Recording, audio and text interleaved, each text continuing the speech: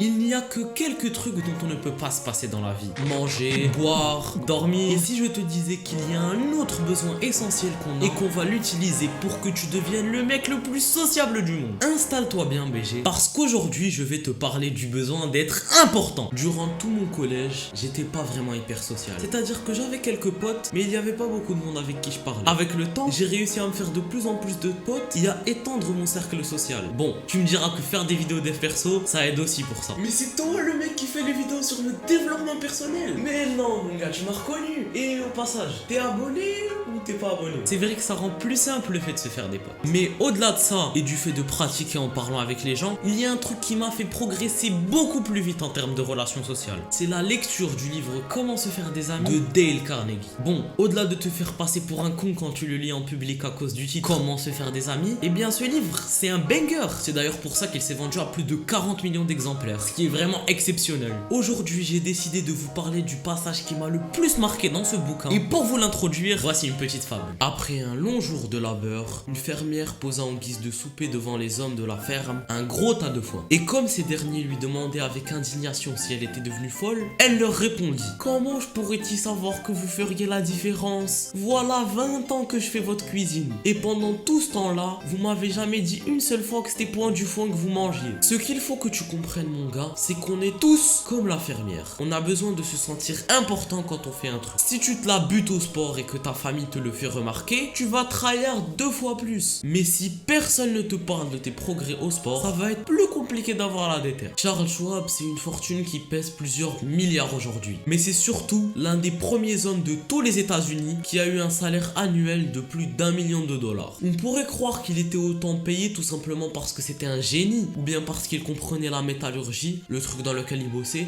beaucoup mieux que tout le monde. Mais ce n'est pas du tout ça. Écoutons plutôt ce qu'il pense être la raison de son succès. Je considère, disait Schwab, mon pouvoir d'éveiller l'enthousiasme chez les hommes, mon capital le plus précieux. Mais est-ce qu'éveiller l'enthousiasme chez les gens, c'est pas en quelque sorte les faire se sentir importants? Schwab nous dit aussi: rien ne tue davantage l'ambition d'une personne que les critiques de ses supérieurs. Je crois qu'il vaut mieux stimuler, donner aux autres un idéal à atteindre. Si je trouve une chose bien faite, j'apprécie sincèrement et je prodigue mes compliments. Mais quand on y réfléchit bien, tout ce que nous dit Schwab depuis le début, c'est de respecter le besoin d'importance de chacun. Pourtant, en général, on s'empresse de critiquer quand on voit quelque chose de mal fait, mais on ne dit rien quand quelque chose est bien fait. Et même toi et moi, en nous disant c'est pas grave, tu vas mieux faire la prochaine fois quand on rate un truc, plutôt que ça pue la merde mon ref, et ben on va s'améliorer beaucoup plus vite parce qu'on aura plus l'envie de s'améliorer. Par contre, quand tu fais des compliments, il vaut mieux qu'ils soient toujours honnêtes. Déjà parce que si tu te concentres plus là-dessus,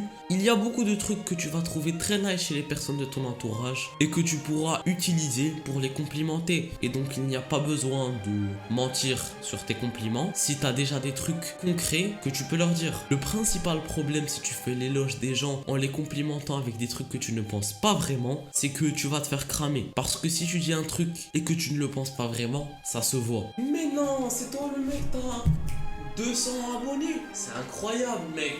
J'ai plus de vues que Yomi Bretzel. Mais c'est une dinguerie.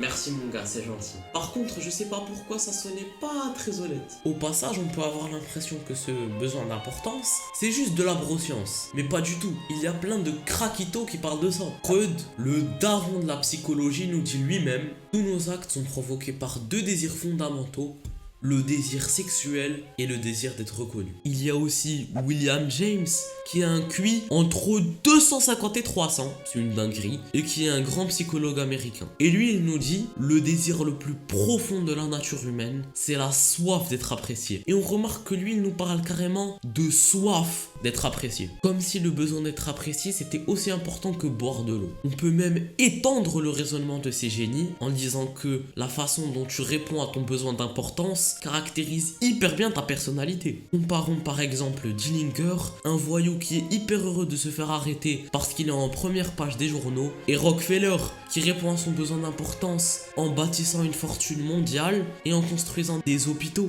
Parce que au final, est-ce que la plus grosse différence entre ces deux hommes, c'est pas la manière dont ils répondent à leurs besoins d'importance?